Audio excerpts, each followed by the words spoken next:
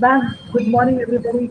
I would just like to formally welcome uh, Dr. Kamath, who is our madam. This is for the knowledge of all the students who are sitting here that we have been student of Dr. Kamath when we were in. So Dr. Kamath always says that you are grandchildren Grand students, and correction. grand students. Sorry, grand students. And Dr. Kamath was a professor and head of the Human Development Department at SNDP University. And today she is working as an executive trustee of Trust for Human Resource Enrichment and Development, that is THREAD. And many of you have worked for THREAD also, so you are aware of what exactly it is. It is working for senior citizens. Ma'am, we have Mr. Yogindra Pathak and Dr. Mrs. Nawaz Master for today's sessions. I don't see And Yogendra ji on this. On my yeah, screen, I don't see him. I I will add. can't. I also can't see him. Yogendra ji. Yes. Good morning. Good morning. Ma'am, Good morning. Yes. What happened? What happened? just give me a minute, ma'am. Sure, sure. We need to be very clear. All of us can be heard. So, ma'am, over to you. Yep. So, good morning, everybody. Girls and the resource persons, we are all working in the new normal, sitting all over the country and meeting each other to look at innovations. I think it starts right here. The innovations have started right here in that this is happening, and we are learning from many people sitting at different parts of the country, which of course is more practical. I think we should be doing more of this. And whether we like it or not, it is going to be part of the scene as we go along in the educational field and everywhere. And I have the good fortune to introduce to you Mr. Yogendra ji. Um, Good morning, sir. Very welcome to this organization and to this meeting. We are part of this story, and for students, for the benefit of our young students, dynamic students, I want to tell you, Yogendra ji is from Jaipur, Rajasthan, and he, as a science graduate, he then moved over to the business of toys in the year 1975 as a trader with the brand name Shishu Ranjan. Even today, you can just Google Shishu Ranjan. I've been doing this for the last 2 days to find out what all kinds of toys are there, sir. Very commendable things. And to introduce him further, it became the first choice of toys in Jaipur. And in 2003, he formed a modest manufacturing unit for producing board games and other educational toys. In the social front, he was effectively involved with different associations like the Bapu Bazaar, Vyapar Mandal, Jaipur Vyapar Mahasangh. He has been in the officiating with all these interesting as secretary and joint secretary, and he's been with the business community and also with the Gujarati Samaj, with the Gulab Udyan Samiti, and he has been serving the community in various capacities. Presently, he is the president of the Jaipur Toy Dealers Association and serving for the betterment of the industry with his vast experience of 35 years in the field. He has the ability to guide and motivate the youngsters who are new to this trade and who may join. Maybe one of you, some of you will be interested to look at toy manufacture. We have had entrepreneurs in other fields of human development, but I haven't seen anyone joining the toy industry and trying to be helpful there. So here, if you all have any of the students get this bright idea of going into toy manufacture, or at least advisors, or look at it as entrepreneurs, there you are, you know whom to contact in future. Right? Welcome to you, sir. Thank you. Thank you On very behalf much. of the college, and on my own personal behalf, I welcome you very cordially. The second speaker today is Nawaz. Nawaz Master, as I said, she's a very old friend for me. But formally, let me read out to you what she has said. She is a psychology graduate and has been involved with the education sector in various capacities since finishing college. Today, her focus is on education for all, and towards this end, she continues to encourage youth to study. Please listen. Youth, please listen. Youth to study and encourages others to support the efforts in the study of underprivileged students. That is very important. It is a firm belief that education is the way forward for every individual. In the last decade, Nawaz has been working with an NGO which supports education for the underprivileged children. It has been a learning experience not only to ensure good education with different difficulties of being located in a rural environment, but also to bridge the gap with the facilities available in big cities and bringing them to rural youth. Even now, if you realize, while our children are getting online classes, there are so many children who are not getting the facility of any education during this period of lockdown and the pandemic.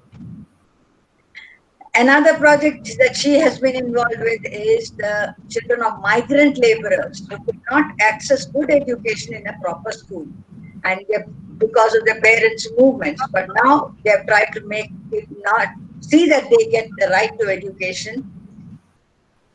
I like the tagline she has put in there. There is no end to learning, which is very, very true.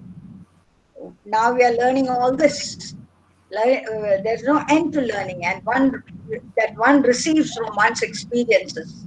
And the aim should be that our learning should be shared with all, which is what she wants to do. And that is why I'm sure she's here with us. And we look forward to hearing from you, Nawaz. Thank you very Definitely. much for coming. Thank you. Welcome. Thank you. My pleasure.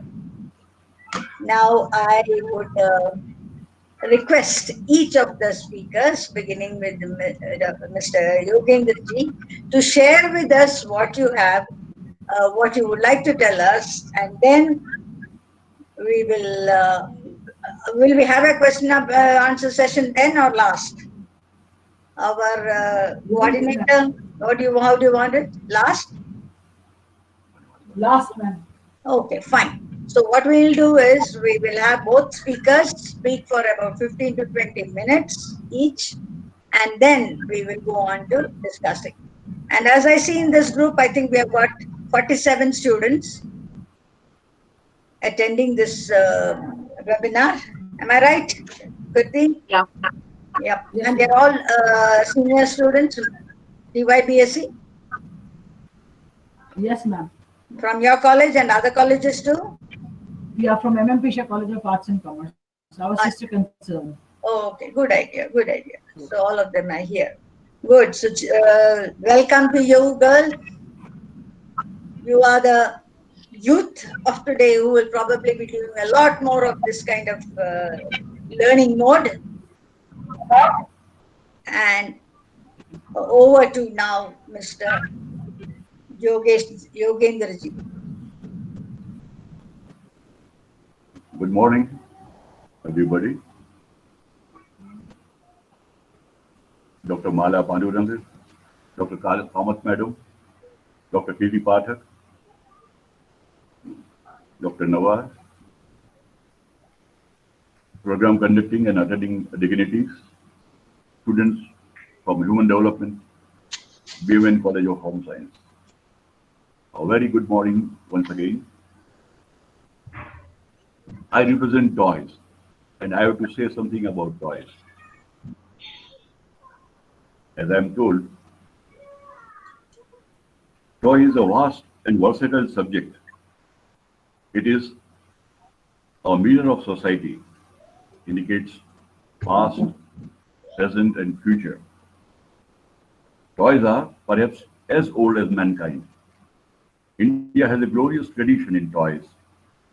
Today act as a cultural ambassadors, reflecting 5,000-year-old Indian civilization, like we have Mohenjo-daro and the recent uh, Ramayana and Mahabharata we see many.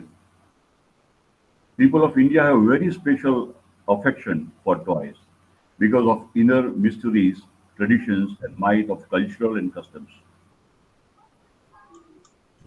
There is a great significance of toys in childhood stage of life for children. Their overall emotional, social, cognitive, and motor skill development. And to meet the imaginations, they learn by play with toys. To learn things essential for life, every section of society, rich or poor, has an attachment and fascination for toys, as they are essential learning and creating material for them, their curiosities, and building future. Right quality of toys can help stimulate the minds of growing children, making it a holistic child development. Today, toy industry in India is scattered and yet to take a shape, as almost 85% of toys are manufactured in an unorganized sector, in the rural and urban areas, in cottage industries formats, and about only 15% is in organized sector, contributing hardly 10 to 50% of total market, which is much too less. So, toy industry in India has vast potential for sustaining economic growth through utilization of intensive labor, creation of employment opportunities by undergoing innovations, quality, and bulk production. Innovation will be the key for the growth in future for toy manufacturers.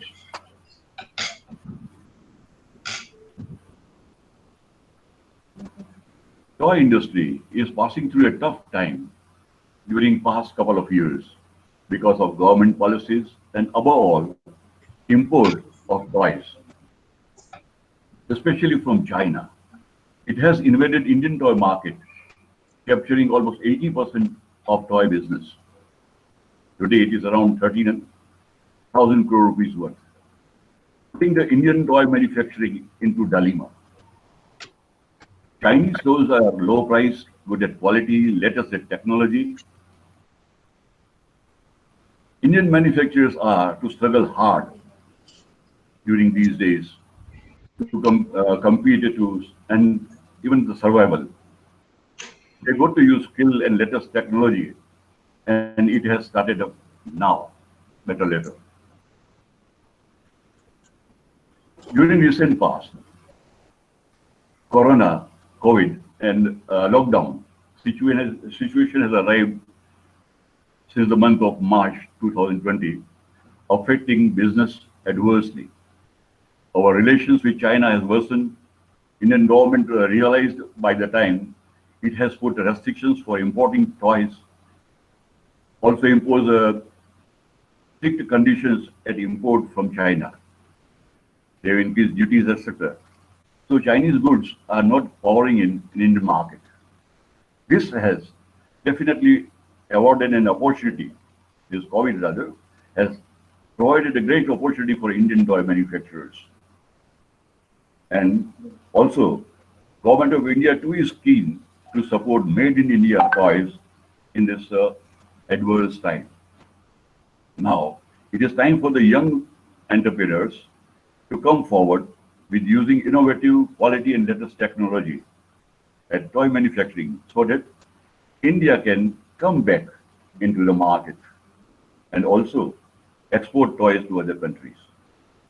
Leading brands of toys manufacturers in India have started their move also, looking out the future plan and trends of toy business. Considering importance of toy sector in India as a major source of employment and income generation, Department of Industrial Promotion and Policy, DIPP, Ministry of Commerce, has asked for detailed studies at toys.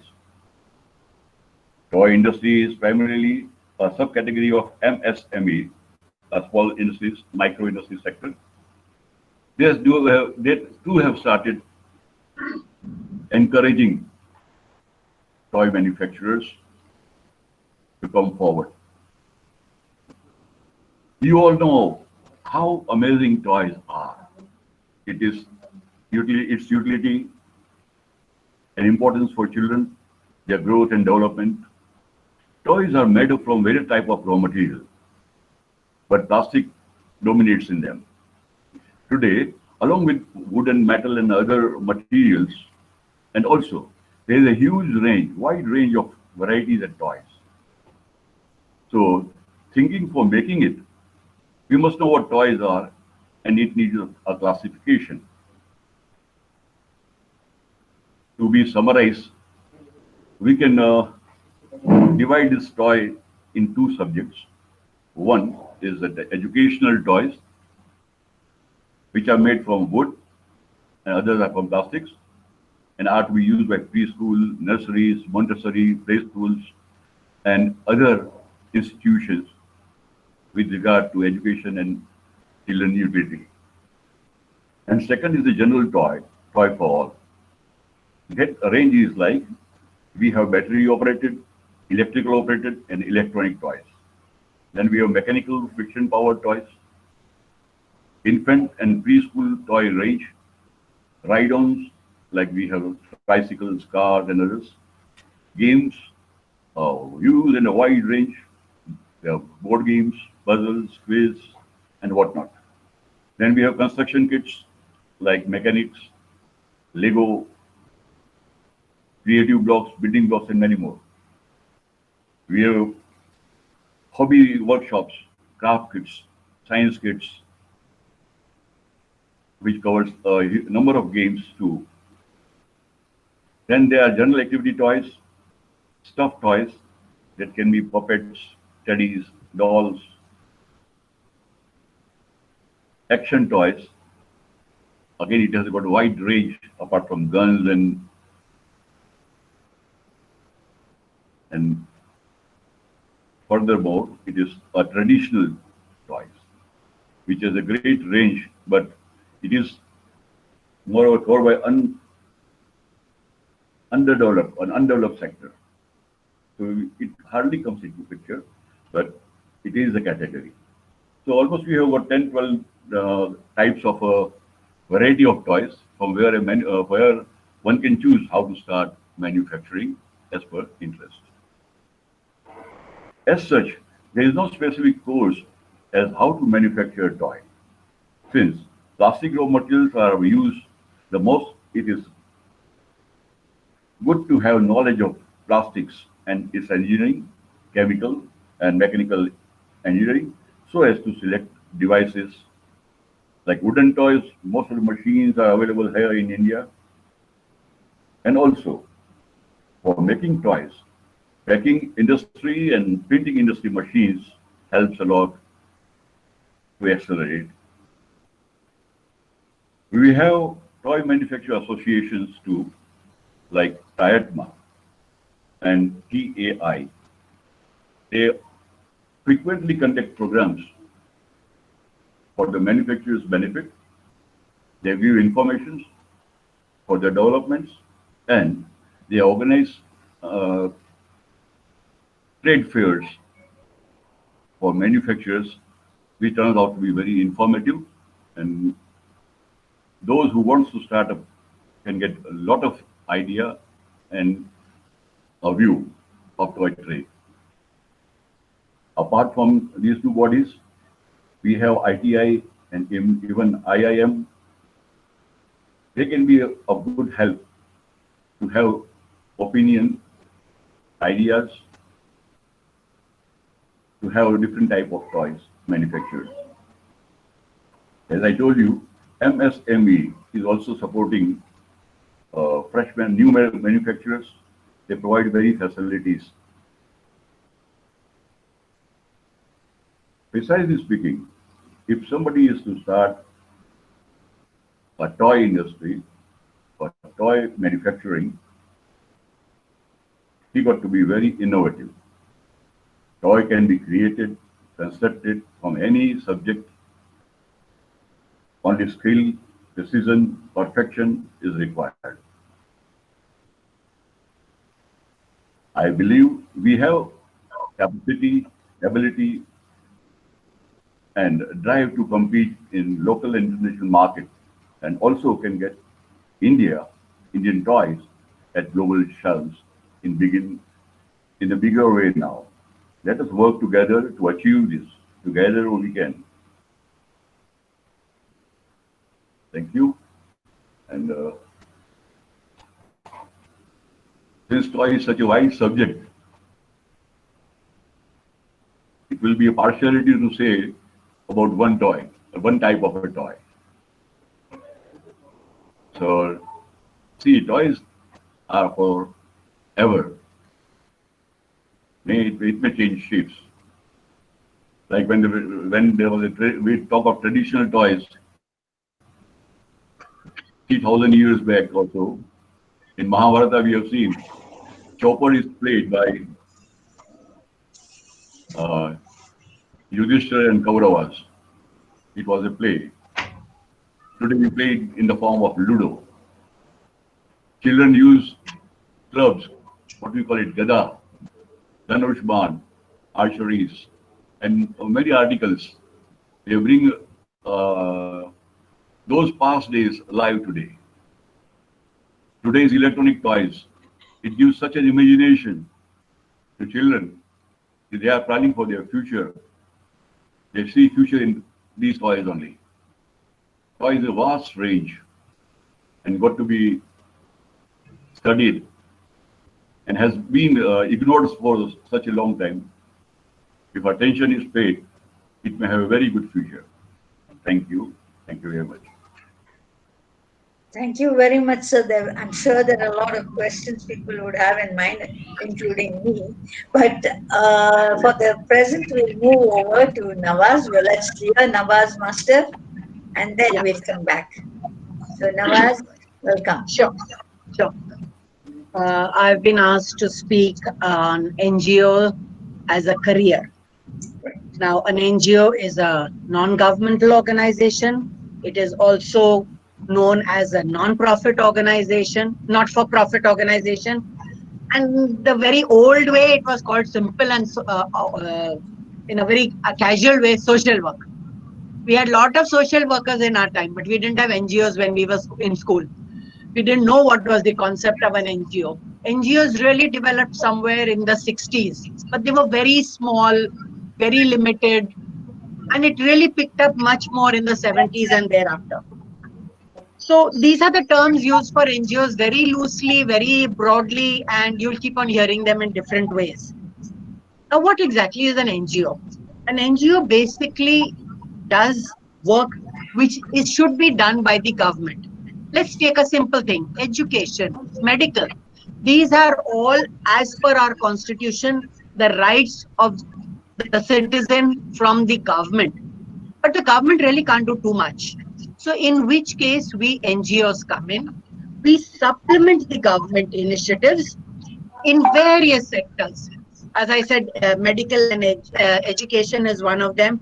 You have sanitation, you have agriculture, you have tribal welfare, environment, it can go on. Today, there must be quite a few lakh NGOs in various sectors. So I really can't even, give you too many names. But if you really want to join an NGO, you have to have a liking for it. This is in the earlier years, social work was, typically kurta pajama, kolhapuri chappal, jhola leke bahar jao. That's what we were when we were in college. And we all did a little bit of social work. And that is how it was. It has today developed into a proper organized sector. There is no much jhola and kurta pajama. I think whenever I've come to college, I've always been a sari or a more formal, gear. I don't think I could go back to my good old college days when I next come. So it's like that. Now, as I said, you have to have an interest in it. Whatever you do, whether you're doing an NGO or any other career, you must be happy in it. That is the most important thing. And unless you're going to be happy in your field, you're not going to be able to really give your best. So that is very important. Think it over. There is no hurry. You know, like from class 8 and 9, people start asking, "Bade hoke kya karna hai?" And everyone will say, "Ha, doctor banna hai, engineer banna hai." Today, okay, NGO doesn't feature at that age. You don't even know of that existence. But now, by the time you all have come to college, you all have coming into graduate levels, you are aware of what is an NGO and how you can go into that field. So you have to have a clear focus if you really want to join an NGO.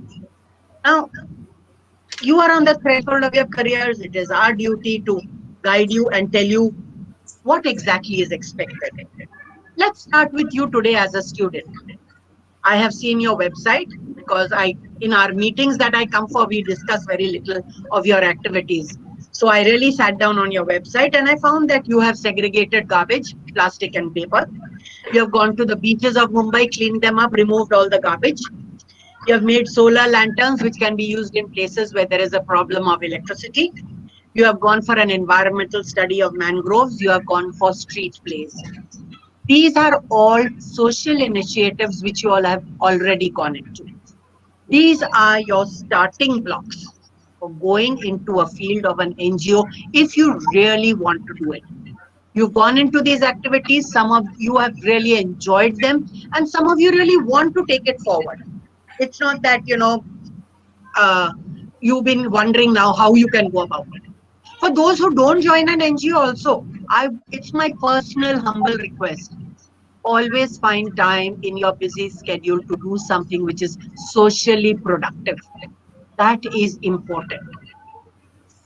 Why I am saying that? Because ultimately the happiness and the satisfaction you get from doing something for others will make you happy. You've already done all these various activities. I am sure even though you came back from that beach clean up all dirty and mucky and messy, but there was a sense of satisfaction, there's a sense of joy. Not only because you all had a nice time together as girls, not only maybe you all sat and had pani puri afterwards and vada pav and all that, but having done something socially productive also releases those endorphins which give you happiness. So whatever you do should make you happy. So if you have done these activities and you are really impressed and want to take it forward, then yes, now you decide how you're going to go into an NGO. So now we come to the next part. If you were to join an NGO, how, what, where? Today there are various sectors. A very simple one, the big ticket ones which are international. You've got Red Cross, you've got UNICEF, you've got UNHCR. These are big ticket NGOs.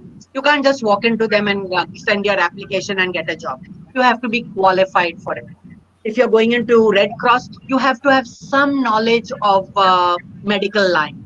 If you're going into UNICEF, some knowledge of education. So these are more highly developed ones. Yes, you can be in the regular admin offices and doing some admin work and clerical work, but that really does not put you onto the field. When you want to go onto the field, you need to have some additional qualifications for it. So these are big ticket ones. Coming to Indian ones, the ones which are there in India. There are so many. I've written a few names. But let's say you've got some in the medical line, like you've got Leprosy Foundation, Burns Foundation, Cancer Research, you've got V-Care, then you've got for HIV, tons of them. Again, you need some medical qualification for it. Otherwise, yes, you can go to help. Let's say cancer. There are women and ladies and gentlemen also. Sorry, I shall be gender neutral. There are people who go to the cancer hospital, Tata Memorial, you go to the children's ward, you give them storytelling sessions. The children do not know how to pass time. They are fed up and mentally depressed. So if you tell them stories, as Mr. Pathak said, take some toys along, do some activities. Take your puppets. I think you already have developed puppets. You do puppets in your educational programs because I've seen it when you have come to Lonavala with it. So do a puppet show. These are ways you can. but these are more on a voluntary basis. These are not as a career. So if you have another career but you want to do something, these are some of the things that you can do. There are lots of volunteering opportunities available. You have to know what interests you. Talk around to your friends. You will get. Volunteering is a massively huge open area. You can volunteer in many, and there maybe you do not really need too much of help. Take another volunteering case. You got an earthquake in wherever, Bhuj, Latur, wherever. They need people to come and help. Come and help with people who need simple, uh, how to get their houses back into order, how to help them for medical problems with dressing little wounds and things like that. So volunteering is a huge sector. You have to know when and where and how to go about it. But coming to regular jobs, again, as I say, you have got medical, you've got educational, you've got aged, you've got disabled, both physically and mentally. You've got things for animal welfare. So many things can interest you. You can go and join there. Uh, just to divert a little bit, you are also part of a NGO today. Your college is basically run by the Seva Mandal Education Society. That is an NGO. Okay. All NGOs have to register as a society or a trust. And in their NGO application, they write what is their focus, what is their field. So the Seva Mandal Education Society focus is education. And so your college is also, in the broad sense, an NGO of which you are a part today. And so tomorrow, if you start teaching there, yes, you're part of an NGO. Okay. Now we come to the actual NGO. These are the various NGOs where you can go to and do. Yeah, one little clarification I'd like to make also here is NGO social work versus activism. Please be very clear. There are some people who are very focused only on certain things, go and create halla, go and make a dharna on the roads. I am not very much in favor of that. Yes, we need to create awareness. We need to tell people activism to a certain extent is fine. Activism which goes beyond limits is ridiculous. I mean, for today, you take RA Forest. Okay, now I'm going to in very dangerous territory. Yes, you should not cut trees. I do not like the idea of cutting trees. But at the same time, if we do not cut trees, we cannot go forward. So it has to be a proper balance between the number of trees you can cut, number of trees you can replant, grow again, versus how you need that space for future use for the benefit of people. So it's a very fine line between an NGO working and activism. And most of the time, I find that activists are a bit too strident. So be involved, be there, but always learn to keep a balanced focus and a balanced mind. When you go out of control, it becomes ridiculous sometimes. Yeah, but the government, you need it also. I'm not saying you don't, but this is activism versus being in an NGO. Now, when we come to the NGO, you have your NGO registration. Most of the NGOs have to be registered with the government. You just can't say, I'm going to start teaching people and, then that is just tuition in your house. But if you want to open a school, you want to open a college, or you want to open any other clinic, you have to be registered. And so the NGO can be registered as a trust, as a society, and as under Section 12A. There are different rules for NGOs in Maharashtra and across the country. So again, you'd have to see, Section 12A is mainly in Delhi, trust and society is not in Delhi, for example. So all these things you have to see, where are you going to set it up, how are you going to do, what are you going to do. So then, if you were to join the NGO, I would suggest you please go onto the website, check their credentials. Are they really registered? Do they have these basic registrations in place? Let me tell you, there are a lot of rogue NGOs. Rogue means they are not really officially licensed. They've just put up a name and they've started working. They take a lot of money and then one could find they disappear with all the money. Take a simple thing. They may say they are opening a school. They will show that they've got people registered in the school, but actually there is no school in that place. There's no building, there are no children, there's nothing. So these are rogue NGOs. So be careful when you are joining. Go do your diligent work also and see that you're joining a good NGO with proper credentials. That is something when you need to do. Then once you join it, be very clear on how you're going to work there. When you join from a lower level, there will be somebody to hold your hand, guide you, everything. But be very, like any other company, be very focused, be very organized, see that your work is well planned. Whatever you do has a reporting, has an accounting, everything just as in any other organization. Today, NGO is not कि झोला लेके झोपड़पट्टी में चले गया और भाषण दे दिया. No, it has to be planned. It has to be done in a proper way with proper results. So these are the things that you need to take care of when you start working. Now, coming to the NGO, from where does the NGO get its money? The NGO, most of them, very few are really supported by the government. Most of them depend on donors to give them the funds. So even though the government may give them some grants, let's take your school, your college. Your college is, as I said, working under an umbrella of an NGO, but it gets grants from the government. So that is how a lot of your things are structured. Your salaries for your teachers are done, your library, your laboratories, etc., all working based on this grant. However, the building structure, the government didn't give you grants. That was the Seva Mandal's responsibility of gathering funds and making it. So it's a balance between what the government grant can give you and what the NGO has to get himself or themselves. So an NGO is totally dependent on donations, be it grants from the government or from other organizations or from individual donors. Now, if you take a simple thing, now you take a temple. All of you are donors to that temple. All of you go to pray to God. All of you put paisa in that dhan peti, right? So you are donors. The temple depends on you.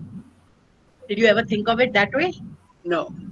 But in turn, the temple from that dhan, from that donations, maintains the temple, its cleanliness, facilities for the people who come there, the priests themselves, and in the end, from the excess funds that they have, every temple does a lot of philanthropic work. They may do it in medical, they may do it in education, they may do it in anything, but they are doing a lot otherwise. So you are a donor, you go to a certain temple, you are supporting that temple. So you also are a donor. So similarly, when you are an NGO, why are you going to that temple? Because that temple gives you some sort of comfort level, some sort of satisfaction. You in turn have to ensure that you give the same sense of satisfaction to the donor of your NGO, that his funds are being utilized well and that it is appreciated. So when you go to a donor, there is a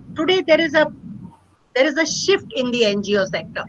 Earlier, where we depended mainly on individual donors and very few companies, today there is a complete paradigm shift to corporate donations.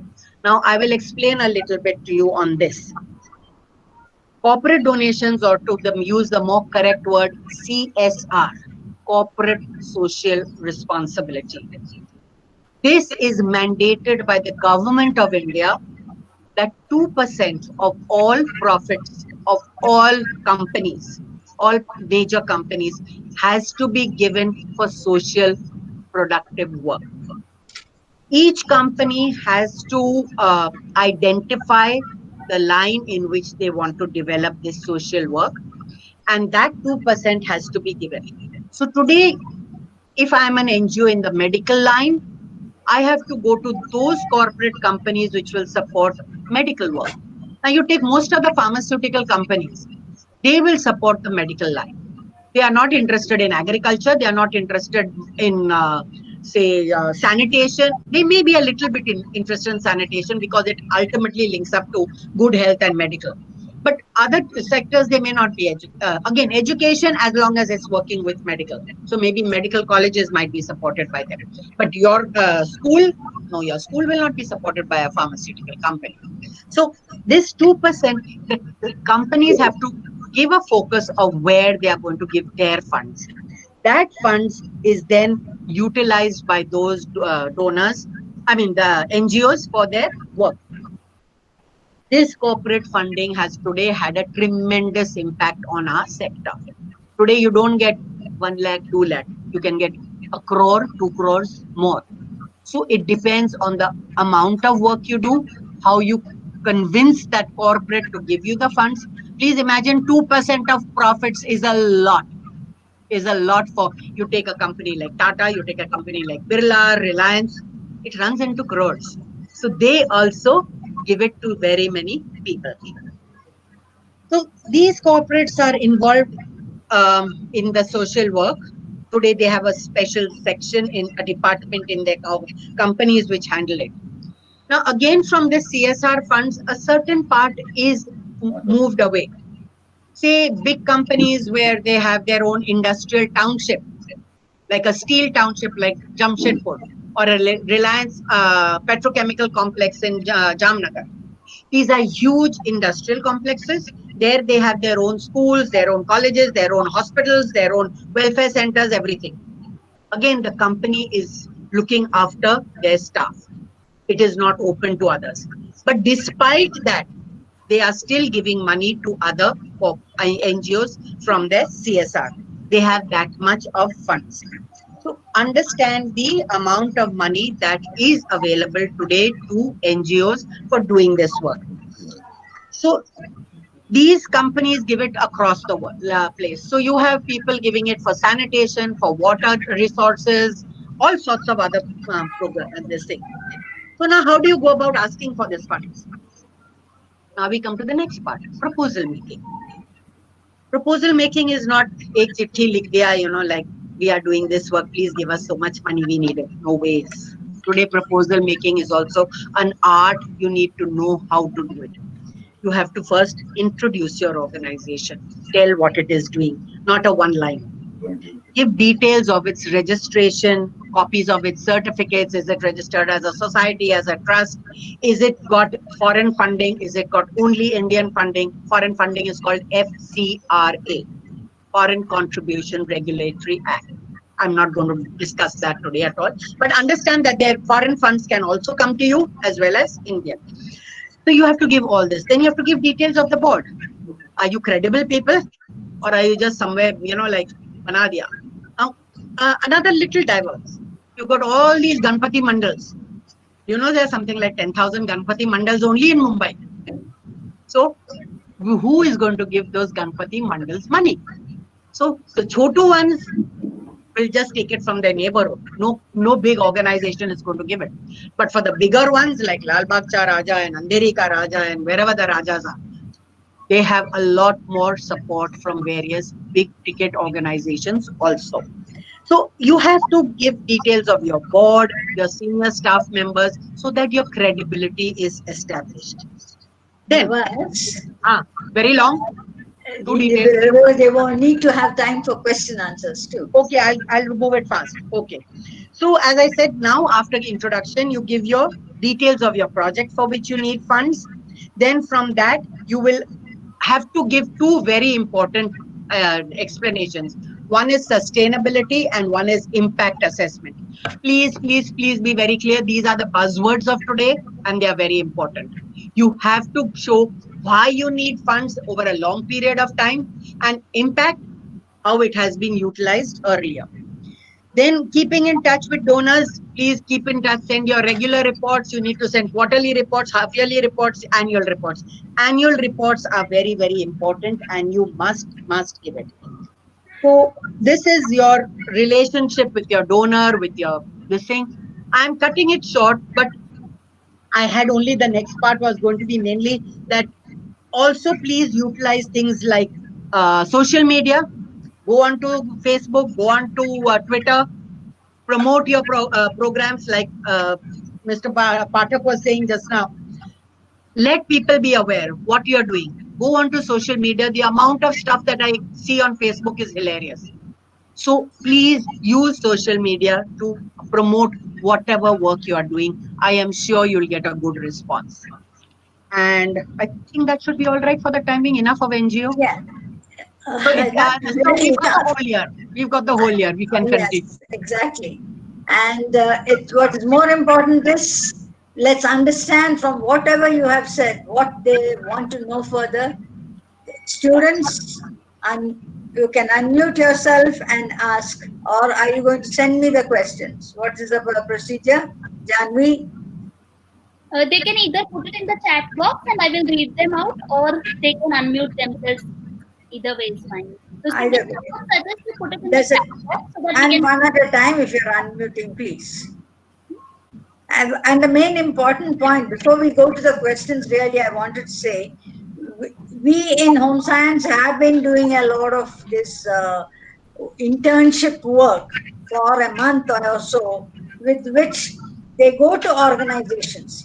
We have gone to lots of NGOs. In fact, I sat through an evaluation of someone last week. Some 35 students were gone to and done in this pandemic period a purely internship online.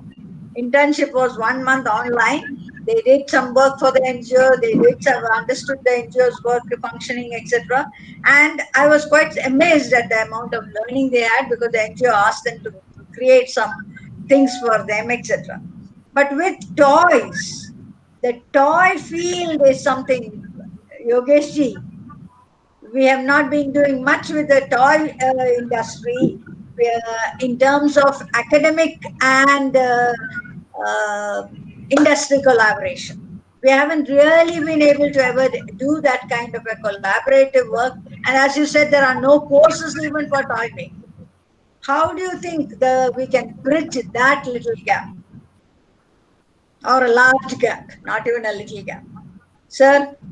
See, this industry, the toy as such, it requires people like you to come forward and accumulate various informations, get them together, and prepare subject accordingly so that a mass can read it.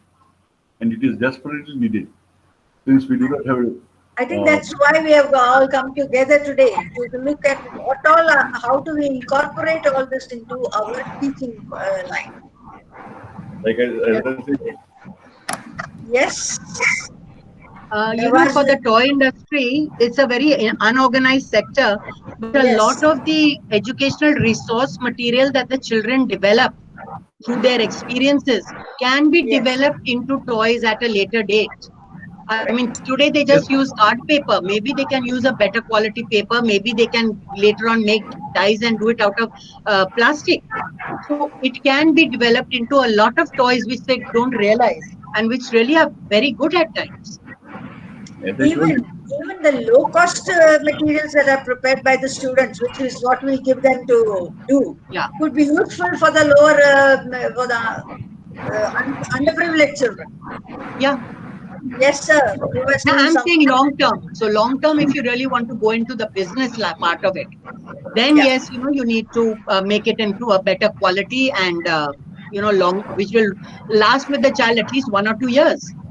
Yeah. What they do in the college will hardly last 2 months.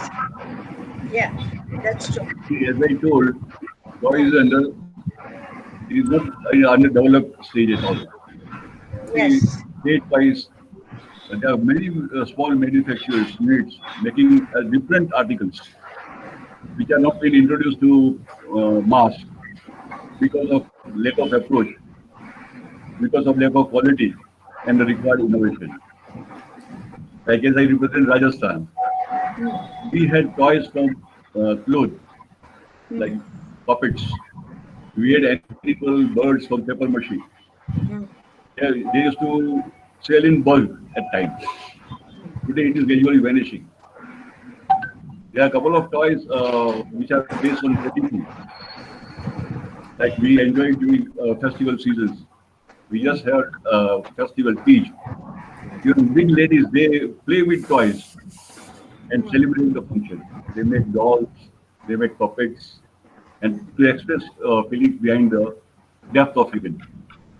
So if all these informations are clubbed together, given a shape, and can be made available to mass, can bring very good result. Like I have seen, we had a very old toy, Potter's Wheel, just to how to make earthenware. So it was a very raw type of a thing. But today it has become a top-selling item since it was introduced in a well-packed, well-mannered, and proper introduction. So, that toy has received a good award as the best toy. Potter's Wheel is the name. So that is with many more articles, which have never come into existence and have got vanished. Yeah. And it had a depth. Professor secondly- Male, you have a question? Yes, ma'am. Dr. Pandurang has asked, do Indian manufacturers make toys for specially challenged children? They do make, but in general, not specifically. There are many companies, they are making different toys which can come into use. I can give you those addresses or information if a specific articles is asked. Maybe this is something we should think of as an academia. We should think of propagating this idea that these are required and they should be put into the market. They should be, Yes, I mean, as I told you, we have got two associations, yes. TIATMA and Toy Association of India. Hmm. TIATMA is at Bombay. That is looking after industries around the country, plus prospects for toy. They are well coordinated with the government activities and the other agencies too. And that can be of great use in terms of getting and sharing information. If we Yeah, have to promote the things, we have exhibitions twice a year minimum, where product can be exhibited. And one where can- are these exhibitions held? Are they popularly advertised? Yes, they are well advertised among the toy trade. And at large, it is well attended also. Even the newspapers carry it. Yeah. Yes, from the newspaper carrier, but we can approach to institutions also. We can carry forward information to them also. They are very active. The Toy Association of Students, India. are you listening? Beg your pardon? I was wondering, are the students getting the ideas? Are they listening? Anyway. Yes, Right. they are. Yes, you have got a Toy response. is Yeah, such a yeah, wonderful tool. If you come up with a small idea into presentation, it becomes a wonderful toy. yeah. Exactly. I have seen during recent past, some gentlemen made game from cards, playing cards only. Yeah. And the name of that game is Sequence. Okay. It has become a board game, a Okay. very simple game and a board game, and received best toy award. I see. So simple ideas put into an innovative way and presented before mass brings the result. Yes. And there is a lot of room in this trade because nobody has tried to ever explore it. And any Yeah, com- it has really remained unexplored. I agree with you there. And secondly, somebody- electronic toys are dominating. We were badly influenced by Chinese articles. exactly. That was another thing. So, Very cheap. so Fairly toy, good. they are very cheap. So Very cheap. they could not The they quality is must be also very quality is horrible. horrible. Yes. Even know-how was much upgraded. We don't have that know-how. Yes, you mentioned that government has now brought restrictions on Chinese toys. And definitely is going to get an opportunity to whosoever wants to come fast. And see, 10 leading manufacturers of India, they have come forward with the same. They want to transfer industries from China to this place, India, Yeah. and to have production in India and sell products around the world. But in general, for the mass use, toy has got a lot of scope in making it. Whatsoever you think, imagine, dream, execute it in the right way, it becomes a toy for the coming generation. Dr. Pathak, Mr. Pathak, I would like to add something here. The Yeah. children are so impressed today by digital games That is our biggest problem. Nobody really wants to sit down. Like even you take a game like Scrabble. Today I'm Yes. forced to play Scrabble online with my friends. That is because I'm interested in a place like Scrabble. But nobody else is interested in Scrabble. If you sit down and say sit here and play on the board, no. So we also But need, the toy people also need to think how to adapt some of these good games into a digital format.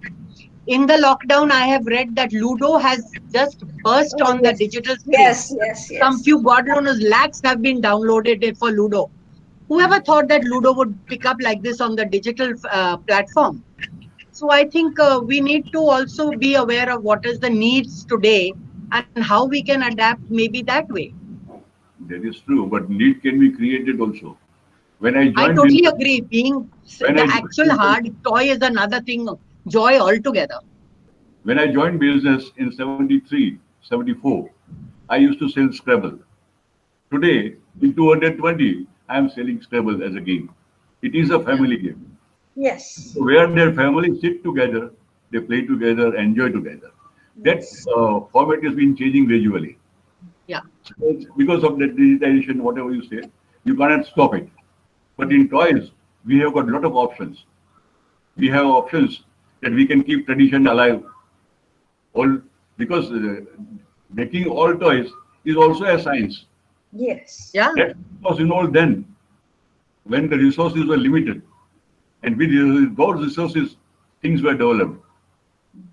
You just talk of a catapult, Gulel bolte hain upon. It Yeah. has taken of guns, and now that electronic shooters. Okay, But Jan, how, do we have more questions? Students' questions? Yes, Sorry to ma'am. interrupt, but students' Yes, questions. ma'am. So there have been a few which have been answered, like other toys for elderly and games part has been addressed. I will take Yes. up questions which have not been addressed. Yes, So please. there are some thoughts on how do we bring traditional toys in use again, and that is, I think, serving the purpose of the webinar that they are thinking on these lines. Yeah, they're thinking, exactly. And I think we should do, we as faculty, academia must also take interest in making this well known. Definitely. So we can have some in-class exercises with the students on these aspects. I'll take questions which are specifically for our invited speakers.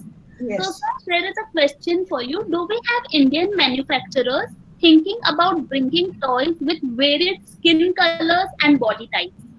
So toys or dolls, for example, with dark skin color or not a typical Brown ideal color. thin Barbie doll type of toys. they are cautious about it. They use the best part, non-toxic material are used. No, fair skin is something you can't get away with. But with the Indian dress, you have dolls. I remember as a child, there used to be a, doll which used to dance like this on a stick. It's And still she there. had all, it's still there. It is still And she there was in completely dressed in an Indian way. So with all that, jewelry and headgear and all, and, alta and everything. So that is there. But fairness is something you can't argue with. Also, I think It's different body sizes are very there you interesting. need entrepreneurship. Somebody has to take initiate. Result is always there. Right, right. So I think that is where again the industry academia collaboration will make a lot of difference. Yes. There is a question for Nawaz ma'am from our principal. With the lockdown, what are the job opportunities going to be like with NGOs? See, currently most NGOs will not be taking anybody new, because how can a new person join and then work from home? But let the lockdown ease off, and the job opportunities will definitely come back. Just now, everybody is in a difficult time. Yes, those who are there, we are trying to retain them as far as possible. Our NGO hasn't really put anyone off onto the house as yet. But yes, there are some who cannot help. They just don't have funds. So they are telling people to leave. But once the lockdown eases off, we are back to good work. And I think there will be a need and demand again. But just You now, know, taking new staff is out. No ways. I told you, Janvi, we had interviews. I mean, we had a Viva Voce for the students on their internship, which was fully 1 month online. And many of them told me that they have been given opportunities and offers to work after the lockdown. So they are waiting. The students are waiting. So as she said, as Nawaz madam said, right now they cannot, but the field will open up gradually, like everything else. Right. So voluntary opportunities, I'm sure, must be available even right now if someone wants to do it. And job opportunities. Right. At the moment, I think nobody will be able to take new jobs Right. and ask them to sit at home and work. No, it's not possible. You But have to induct the person into the yes, organization. So how do you do induction from home? It's not easy. so Ma'am, there's one Yeah. question about what can be the salary range of a person working in NGO. Uh, Again, it depends on the NGOs. The top NGOs pay salaries almost as good as corporate big corporates, companies yes. today. But the smaller NGOs will be paying less. Definitely, some of them really can't afford to give those big salaries. Again, it depends on your donor. And then there is also a certain amount of limitation. Please understand that when the donor gives money, the money has to go for the work that you're doing. Now, admin expenses are understood by most NGOs and donors. So they want that the admin expenses should not exceed more than, say, 15%, maybe 20%. 20% of salaries only covers more than you go beyond in salaries only. So it's very, very difficult to bring yourself down. Some donors are very, sensible. They say, no, if you want good work to be done, you need good people and you need to pay them. So it's a balance that the big organizations are able to handle. The young other ones are finding it difficult to handle. But still, I would still say for a beginner and somebody who's starting, the salaries are not Quite reasonable.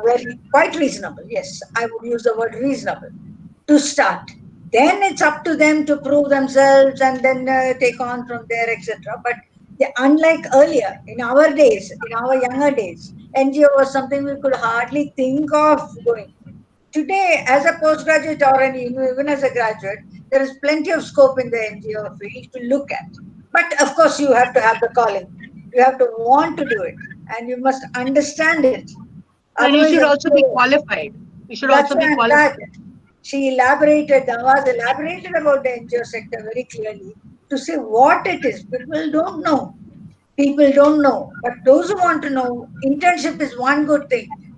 Because I listened to the students saying, I didn't even know such a thing, possibility was there for me. So now I see a possibility. And I know many of our students have gone back to work in organizations like this after the internship. So in internship, diversify to the extent possible.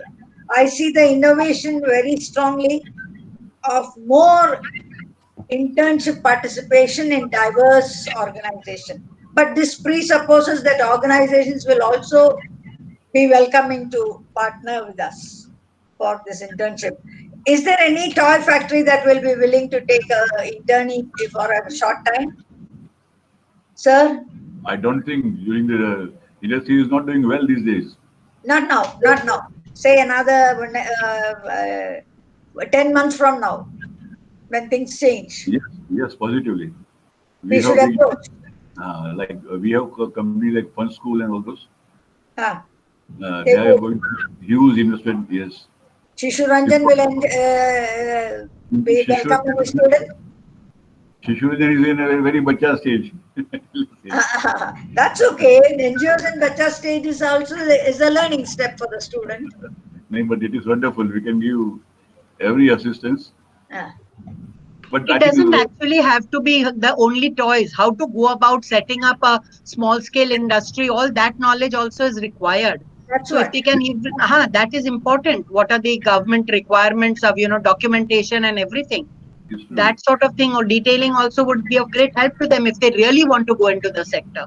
So far, toy industry is run by family shows. So, totally unorganized.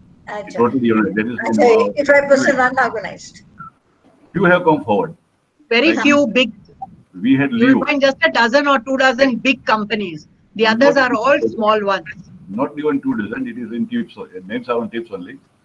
And you see, the total turnover of toys is around 1,300 crores And our contribution at Toys from India is not even 300 crore. Okay. Now you see the difference, how any can accommodate and where they can. New entrepreneurs should come forward. They are going to have, I think, learning process. As you said, we are always a learner. If somebody come forward with the right presentation, Yeah, I suppose so. lot of involvement at Toys. It is Yes. tremendous vacuum in it. Yeah. If somebody starts with a very small stage, with a proper marketing, they are bound to get success at this stage. To diversify a little bit, you know, They can get employed. our Pune staff made a snakes and ladder game. If you want to go up, you don't tell a lie. But if you tell a lie, you come straight down. You haven't done homework, you come down. You help mommy in the kitchen, you go up. You finish your homework in time, you go up. You eat your vegetables, you go up. But if you throw your food away quietly, you go down again. So, you know, the daily life of a child developed into a snakes and ladder game is what we've done. Made it on a huge sheet about, say, 10 feet by 15 feet or something. And we let the children play on it. So see, these are ways how you can, existing games like what Mr. Pathak was saying earlier, develop into something that you can utilize. Maybe for the high end or even for the low end. Yeah. Pune is coming up with industries and ideas also. Some young youth has entered into the field. Let us hope for their success. Any more questions? There must be. Quickly go through them. We have only 5 more minutes. Yes, so I just browse through the questions. One is about how do we know as a beginner which is the right NGO to work with? But I think that is clarified by trying out internships, checking the credibility of the organization and so on. Go to the website, yeah. Then there is a question, are there toys to promote interest in mathematics at secondary school level? Yeah, not in particular, but there are certain manufacturers in Mumbai. Never Nirmiti, no? No, he's Nirmiti. Love Nirmati. Even Comet Media has a lot of interesting things. They can give educative information. Comet Media and Vardhaman. Vardhaman is not secondary. Vardhaman is primary level. Never Nirmiti is going into primary. And I think this also suggests that we need to create more awareness among parents, amongst academia and industry, because this beginning of partnership between academia and industry personnel, corporates which have lots of CSR possibilities, that also needs to be tapped. That linkage should be made. But we have had linkage now. It has been very nebulous. What we need to do is structure it, strengthen it, strategize, and say how in our academic program we find place for their information. And also, they also should know where we are happy to help them and be with them. We also want to learn from them. We have to learn from each other. So if I'm sure all of us, NGOs and industry people, will cooperate, provided we incorporate that amount of time into our structure, they will also reciprocate. That's what I feel. And I feel this whole thinking of this is really a win-win situation for all. Yes. For want of time, I will just end up by saying a win-win situation is what we have to look for, the industry and the academia together. And students, please wake up and come up with ideas. See your future in different places rather than the conventional things. And I think this has been a fruitful discussion. Good. And I thank the college principal, Mala. Is she still there or has she left? No, I'm very much here, ma'am, and so many exciting ideas I've got. We have started this entrepreneurship and employment cell. We have entrepreneurship which we're already familiar about, and this is an open invitation to the students. If you have anything related to toys, we will definitely try to help you to grow the idea. And also to Nawaz madam, since we have a Gandhian Studies Center, I am really fascinated by this game that your staff have developed. I would love to see how we can take it up for. Let's see if I can get the small picture that I had, or ask Yes. them to send it. Yeah, we can also pick it up for our Yeah. and try Yeah. to since Janvi is also part of the center, maybe develop it and put in that Gandhian angle of Gandhian values and a toy. And There is no licensing on it, so go ahead and do it.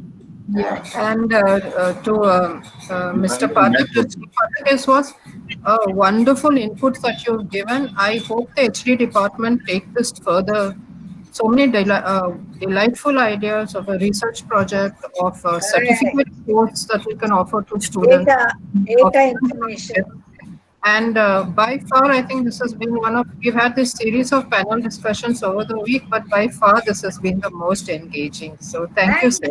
Thank you very Thank much. you. Thank you Thank for this you. great idea. Thank you for Thank this you. opportunity. Thank you on behalf of both the speakers also. Yeah. Thank you for the coordination. Thank you. It was our pleasure.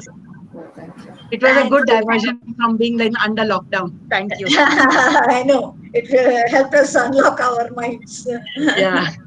So, ma'am, Thank on you. behalf of the Department of Human Development of Dr. BMN College of Home Science, I, Dr. Janvi Joshi, would like to officially place on record our gratitude to each of you.